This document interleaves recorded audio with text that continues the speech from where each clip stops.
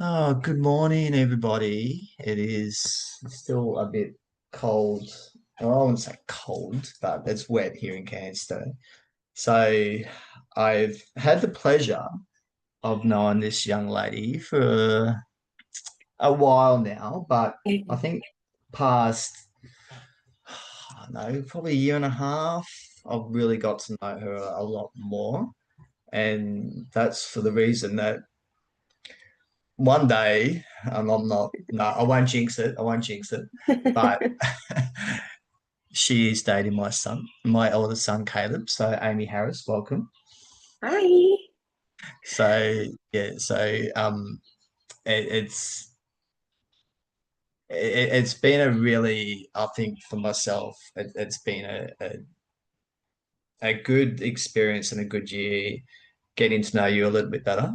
And not that there was any doubt in my mind to you as a person because you are a very very intelligent young lady, but it's knowing that there's a good relationship between you and Caleb, and it's beautiful to see that the relationship between you and him is very solid, and that's great. And it kind of leads me into the conversation that basically we're going to have today is like, because you're almost 25.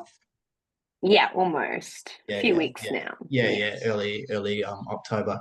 So, in the conversations that I'm having with obviously all different people, different walks of life, is obviously what Movember, because it's all about Movember. But it's not just about that. It's also about obviously men's health, women's health, mental health, all that kind of stuff. So, kind of having a perspective from somebody who is almost 25, young female, I like to kind of get a bit of understanding about what you've experienced in your life potentially when it comes to that. And like I tell everybody, this is a safe space to talk. So um, if you don't feel comfortable, that's fine. Put your hand up, and we'll talk about something else. We'll talk about drumming um, instead. And but I encourage everyone just to talk. It's a safe place to talk. No there's no hidden agendas. So, but I know from your background, because you are Japanese, your mum's Japanese, your dad's Australian. What impact, or what have you experienced from a Japanese point of view? Now, and like I was saying, this is just our experience. This is your experience. We're not trained psychologists, anything like that. We're just talking on our experiences of what we've seen in the past. So, Yeah. in saying that, what's it like from a Japanese perspective when it comes to mental health? So, I really have no idea. I've kind of got an inkling or an understanding, but I don't really have Mm. any past experience about what that could entail. Yeah. Well, first of all, a lot of people when they go, and obviously, like, I don't know if everyone's noticed, like, Australians really go to Japan now. Like, everyone goes to Japan. It's like become very popular because it seems like it's just like a whole Disneyland of a country, it's just so bright lights, beautiful. But I really like to tell people when you do go there, obviously you're not really focusing on the people that live there and what like they look like. And if you really do actually notice, honestly, no one's really happy. It's really unfortunate when you're on the trains. All the businessmen are all just exhausted. They're just looked like they're just like, I hate this. I hate my life is just written all over their face. It's really sad to see Yeah, once you, because everyone's on holiday, you don't realize something like that. But Japan is a very depressing place to live in, if I have to say. Like the financial side of it really gets to everyone there. And unfortunately, I'm not sure right now, but their suicide rates are probably the highest, one of the highest in the world because of just how financially unstable it can get. The gambling side of things, just the pay not being enough, and yeah, no one wants families anymore because it's just their population's going down. Everything's just kind of falls down for everyone over there, and their mental health side of like helping people is not excellent. It's not really up there. Like Australia's quite on top of their mental health compared to Japan's side. So it is really hard to see that. But from my perspective, being Japanese as well, like my mother is actually quite a relaxed Japanese mum, I could say, because I've met many friends of mine who are Japanese, and their mums are also Japanese, and they have a lot of expectation for their kids. Like they are Do very. they live in Japan or do No, they they live just here? live. They live here, yeah, same half as me, and yeah, their expectations for their boys and girls are just really high up. They want them to go to uni. They need them to succeed, have a good partner that succeeds. Like it's not always the case. Like for example, my mother was, I guess, a bit because I didn't really go to uni. My sister did, and I think after following my sister, like I didn't do the same path as she did. So I think my mum was a bit like at first she was like, oh, a bit disappointed, but then she just realized that not everyone has to do that. And she herself went through university, but she's not doing anything to do with that right now. She's doing pathology, which is a whole different situation. So I think she's kind of just been more relaxed and understands that we all don't need to do something like that. Whereas in Japan, it's just it's a normal thing for everyone to go straight to uni, like go do your thing, and yeah, you can't really do gap years and stuff like that's not really Yeah, known. and So I think from what I've heard, like I have been in Japan before, but that was a very long time ago, mm, very long time ago. Um, the the the work aspects in life is pretty full on. You're kind of working yourself into uh, an oblivion, basically. The focus on is obviously work, work, work, work, work, and um, there's no outlet no, to like I know if if I've finished at 5, that's it, out the door. But for if I was in Japan, for example, I'll be there till 7, 8 o'clock. 11, yeah, yeah, Yeah, like a it's seen long as a time. yeah, and it's seen as a obviously there's obviously different cultures. Obviously, I totally understand that, and that's kind of where people may not have that understanding of the cultural background. Like obviously you hear things, but you're not kind of having that experience like you've had, for example. So having that understanding of the different culture when it obviously comes to work ethics, but also with obviously when it comes down to mental health side of things as well. I, if is there an opportunity to see a psychologist to talk about mental health, for example, in Japan? How easily accessible would it be? Mm. So yeah, It's yeah, I don't know. It's because I even have done research in the past just because I was curious, like of that side of Japan. Like, is anyone there to help? And I'm pretty sure, obviously, there is a lot. There's actually a lot more compared to before, and I yeah, feel like it's just parents don't want their kids to. They don't want to believe that they have something wrong, like they're going through something. They just want to think like, no, you're fine. It's yeah, okay. Just get over it, sort of thing. And they sometimes and like it's a lot more in like the teen years to the late into the late teen, like getting into the adult life. Sometimes it's really unfortunate, this one, but it's something called hikikomori, I'm pretty sure. And it's when someone is a teen and they keep growing, but they don't go to school anymore. They stay in their house and they are just locked in their house. They don't want to leave the house. They have so much anxiety. They have so much just no social awareness. They don't understand like society. They just stay in their room, play games all day, every day, and they live with their parents and they don't leave.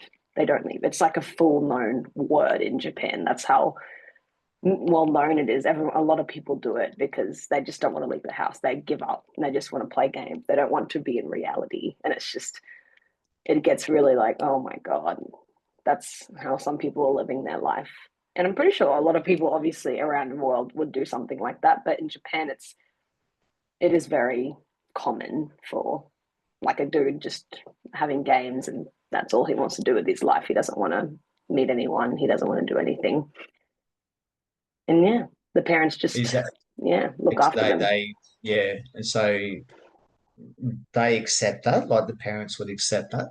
Yeah, they give up on trying at one point. They're just like, that's just what my kid's gonna do. You know, they can't motivate them anymore. There's nothing they can do. And it's just like, oh, great. So yeah, Yeah, I and don't know. that It's just yeah. that that yeah, that it can be that'll be a difficult conversation to have with their child, um, Yeah. whether that's something that's embedded within the culture, whether it's something that's potentially happened in the past. You know, when you think that, like when I was in Japan, I was 16, so 1989. I Hmm. think I went to Japan. That's the last time I was in Japan. And obviously, lots changed from then to what it is now. And, you know, I think back when I was there, or roughly around that time anyway, there was no real conversation about mental health, anything like that, whether that be men's health or women's health. Nothing like that at all. And potentially by the sounds of it, I think there's probably been some gain in it, but Mm. has there been a lot of gain in the support out there? Like I know what you do for a living with support networks and stuff like that, looking after people. Is there an opportunity in Japan for that to happen as well? Do they have those resources? Um, they do. They Mm, do. I think it's a bit more like because we have the NDIS here, for example. Like I work in disability, so um, even if it was a kid with autism in Japan or anything like that, they don't have anything as like structured and like everyone knows the NDIS looks after the disabled and Japan. I don't know. Definitely when you went, there wouldn't have been anything, but there is not much wheelchair accessibility in Japan at all. Like they want to be perfect all the time in Japan. It's like they all just need to be perfect. All the girls look like they have their hair done just then, like their makeup needs to be perfect. They're on the train looking at themselves like I need to look good. And like when it comes to a disability or any sort of mental health thing, like they just ignore it. They're just like, no, no, no, no. Like, yeah, it's fine. And even the yeah, girls themselves is insecure and they're pressured around. They may have some sort of like something going on, but it's just like, no, I can't show people that because it's just not something they do there. They don't bring up any sort of problems that they're going through. It's not really a big thing to bring that up to anyone. I'm pretty sure it's just no one, everyone just needs to be perfect in Japan. So they don't think about anything like that. If they do, I'm pretty sure you'd have to be at a very like dangerous level of, your mental health has to be just completely gone for you to yeah, have to be getting help. I think, especially if you just had something like, just something even a little bit wrong, something has traumatized you.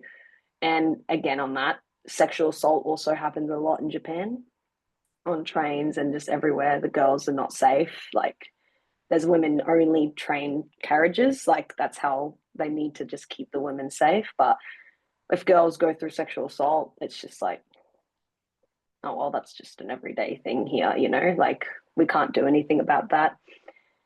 And they don't really have anyone to talk to. They just have to, keep going. yeah, yeah, and that's it's a massive shame that that's the case. I do hear about things like that, like with the women only carriages and stuff like that. So I do hear a lot about that. Yeah, it's definitely not a good spot.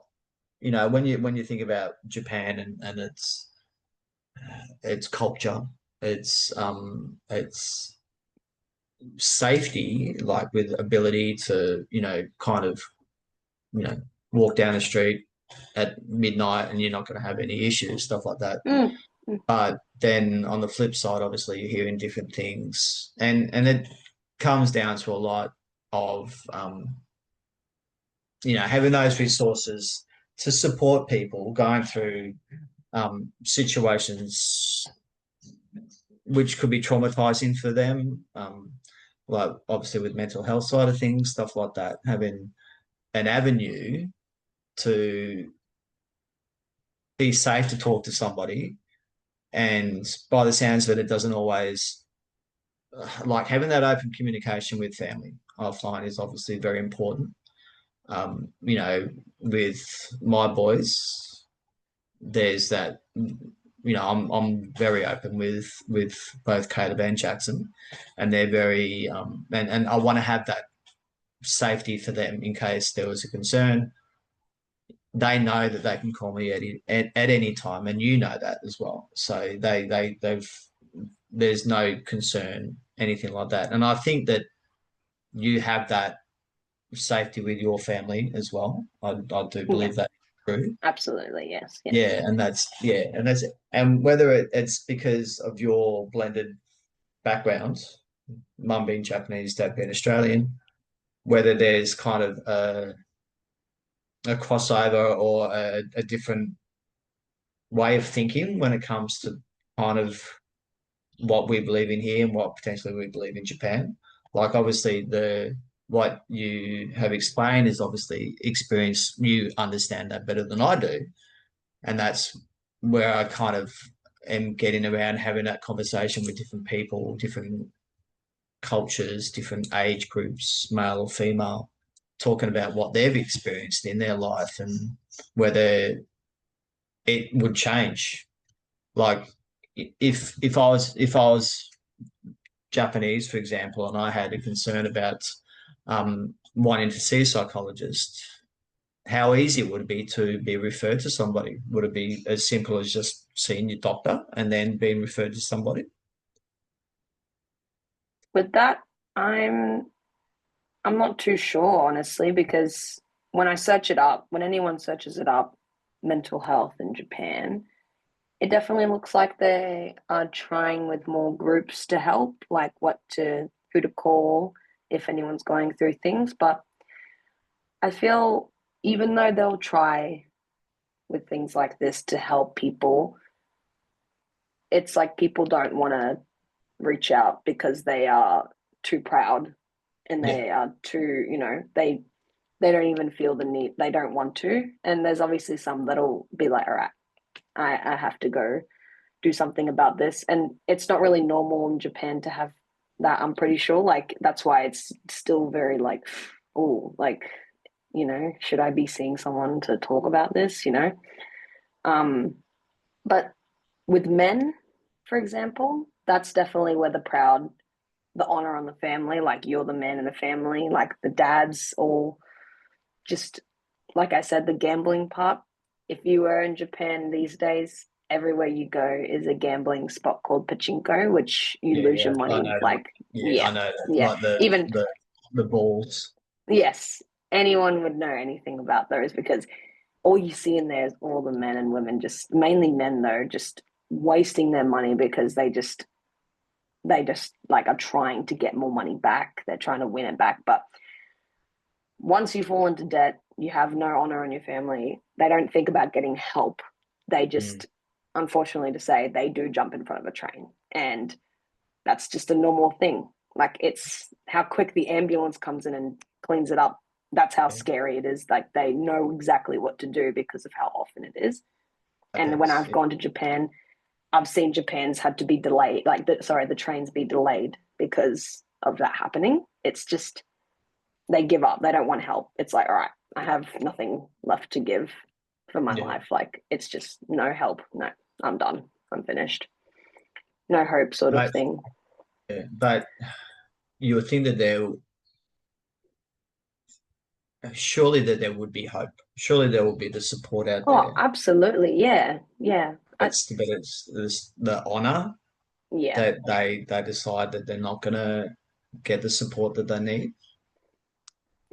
Yeah. It's all just like a bit like, but especially for the men, I'm pretty sure it's just they'd feel embarrassed and like weak in a Yeah, way to be able to seek help. And unfortunately, like there's just so many things wrong. Like I could name so many things, like obviously the gambling, and then there's even the cheating is a big thing over there. It's just normal to cheat, which is disgusting to me. And like there's just so many things wrong that can make people just you need help, and like yeah, your mental health is not okay. And yeah, like even the men that are a bit strange in the head that feel like they can you know touch women without them wanting it, working. obviously, like, but even I have been filmed on the train before. Like I've gone through like a lot of things in Japan as well. And me being me, I'm not gonna freak out. I was very like verbal with them, and as soon as they Yeah, see any sort of um what do you call it, um like patient. when you yeah, just anyone that's what is the word, up in your face, not up in your face, it's You're just standing up to what they're doing. yeah, if anyone tries to speak up about Yeah, something happening in the moment, they are ones to talk behind your back. They're not ones to be up in your face. They're not those people. So once you actually bring it up to them, they're like, oh my God, I'm so sorry. It's, oh my God. Like, they don't expect Japanese to actually speak up and say anything. So as soon as someone does, it's very different, and they will just be like apologizing, back apologizing, off. Yeah, and back off. but Yes. So yeah, but women are not it's like, yeah, they're too weak to be able to say anything over there. They're too fragile and very like scared, and mm, they just don't know what to do in those situations. yeah, and obviously you're speaking from experience. Mhm. It's not something you're just saying for the sake of saying it. You've obviously No, experienced. yeah, Yeah, yeah, yeah, yeah. It's I don't know. When I was getting filmed, my mum was literally sitting asleep on the train when I was standing there, and this man is just a businessman, just had his phone out, and I can clearly see he's filming. But me being me, I was just a bit like, okay. And then I just stared into his camera to make him know, yeah. yeah, I'm watching. Like I know what you're Mm. doing. And he just put his phone down, very scared. Oh my God. Um, and when I I've suppose gone to that's something that they're not used to. no, they're not. The girls would just, try and just turn the other way, or just they wouldn't confront. That's the Yeah, word I was trying to get. They wouldn't confront men or anyone about it. And yeah. I don't know what the word is, but if any girl gets touched on the train, because trains can get, you may have seen, they get so Mm-hmm. squashed in, like they Yeah, need everyone to get in the train. And things can happen in those moments when they're too close to girls and things like that. There's a word, I forgot what it is, but a girl can yell a certain word and it's saying, there's a guy touching yeah, me, there's a guy harassing me. And people will try and do their best to get her away. So it there are good ways to get out of situations, but it just happens too often. Like it so happens how a lot. yeah, so what would there be, so going from a female perspective, we've touched on the men's side of mental health, but what about women with that support there? Is there any support for, for what I do, obviously with breast cancer awareness and stuff like that? Mm. Is there that support out there for women who have experienced stuff like that, looking at their own mental health side of things, not just for men, but also for women as well. For women, um, it's really hard with women as well. Obviously, like I said, like you said, the men's side of thing is, the honor and any debt and stuff like that for men. Um, but even for younger men as well, we have ones that stay in and stuff and don't really socialize. Women with the sexual assault and just pressure around everything, I haven't really heard because for me, I'm not sure. I haven't really seen. I thought I would have at least noticed that they can get help, or Yeah, because they don't talk to their family. It's not always a usual thing to talk even to your mum and dad to say this happened. Like it's just kind of brushed off. And I'm sure if girls really needed to get help, it would just be like, yeah, okay, we'll do our best. But it's probably very rare for that to yeah, happen just because it's just been a thing to be like, okay, you just have to get through this sort of. That's what they would tell you. And um, what was I going to so, say? but unless you're going through something major, Yeah, some traumatic experience, like full on experiencing something that is potentially life threatening, yeah, then there will be no support probably readily not. available. Man, that's a shame. But like I said, I'm pretty sure when I search it up, there are groups and different things to be in contact with. But just from me as a Japanese and knowing a lot of Japanese people, they wouldn't even want to reach out. Like, Yeah. even though they definitely could get help and have someone to talk to about things like that. And I wanted to also put out there for women as well. A lot of the girls um, don't have a lot of money in the family and they can't pay for their school fees. And unfortunately, they do get into prostitution in high school, which is really horrible. And they don't get to talk to anyone about it. So I watched this documentary on Stan, I think, and it was just about it was called like the sex life of Japan. And they're interviewing like high school girls that do it just to see, what they do on the usual day and stuff. And are you okay? Like, what, you know, um, but she has no other choice. Like, the family doesn't make enough money for her to go to school, so she has to pay for her own school fees. And from what it looked like, she obviously blurred her face, but she can't really talk to anyone about that. Obviously, she wouldn't want her friends knowing about that. Like, it's just so everyone has to deal with their own problems. No one goes to seek help, Yeah. which that's again why suicide is such a high rate there. They don't think about getting help. It's Yeah. just very, very sad to know. Yeah. If so, let's say hypothetically, if you were born and raised in Japan and then you came to live in Australia and you could see that there is support out there for let's say it's a female, if there was that support there for a woman, you think that they'll be encouraged to take that support? Because I know they wouldn't be, if you don't have that support ready available in Japan, but if we have it Mm. here, you'll think that they'll embrace that support if they come and live in Australia? Or is it Mm. because you've got that, there's that honor And still the in the being, family? yeah, yeah. Look, from my personal experience as well, obviously I wasn't in your hypothetical situation. Like, in that situation, I think it would be who she's put herself with. If she has any friends that she was able to talk to, they would suggest, hey, like, here we do have a lot of help that you can go see.